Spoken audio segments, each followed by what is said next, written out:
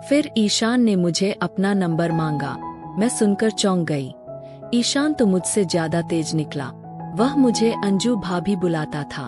उसने कहा, अंजू भाभी, मुझे आपका नंबर चाहिए। मैंने पूछा, क्यों भला?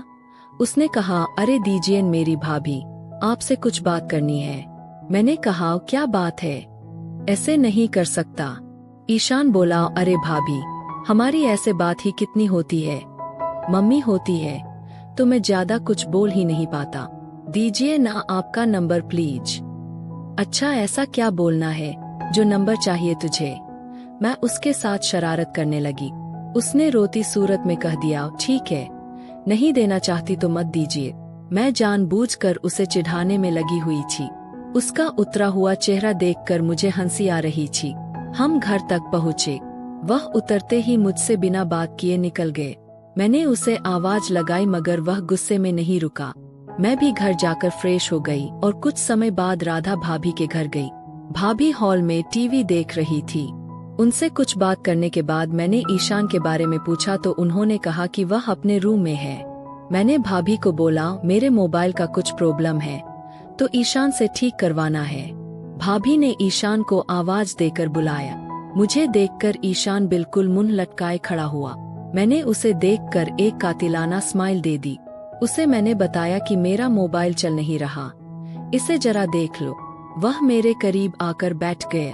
मैं उस वक्त ब्लैक स्लीवलेस ब्लाउज और गुलाबी साड़ी में थी। मैंने साड़ी का पल्लू मेरी कमर के पास पेटीकोट में खोसा हुआ था। बालों का जूड़ा बांध के एक लट मेरी गाल पर रेंग रही थी।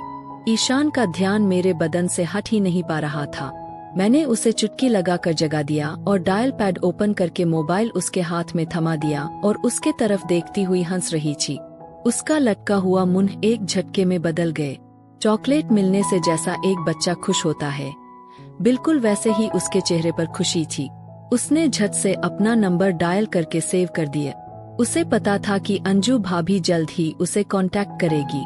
अपनी मम्मी के सामने नाटक करते हुए वह बोला, भाभी ये लीजिए, आपका मोबाइल बिल्कुल ठीक हो गए। मैंने उसे थैंक्स बोल दिए। फिर मैंने भाभी को बोलते हुए ही ईशान को व्हाट्सएप पर मैसेज कर दिया। ईशान ने एक पल की देर किए बिना मुझे स्माइली भेजी। मैंने उसे रात को बात करने को बोलकर बाय कह दिए।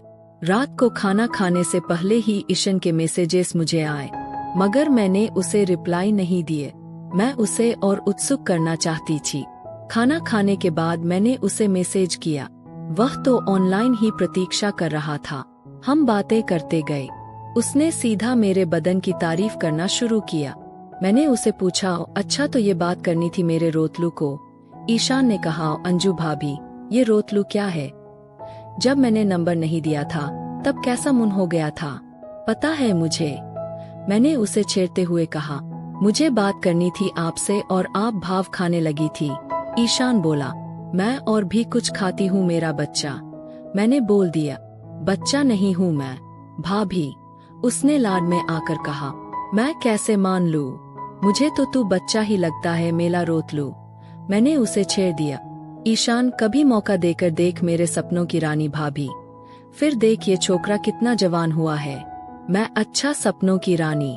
क्या मैं सपने में आती हूँ तेरे? ईशान, हाँ, रोज आती है मेरी प्यारी भाभी।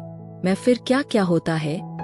ईशान, फिर क्या मेरी चड्डी गीली हो जाती है और दिन में तुम्हारे नाम की मारे बिना जी नहीं लगता भाभी जान।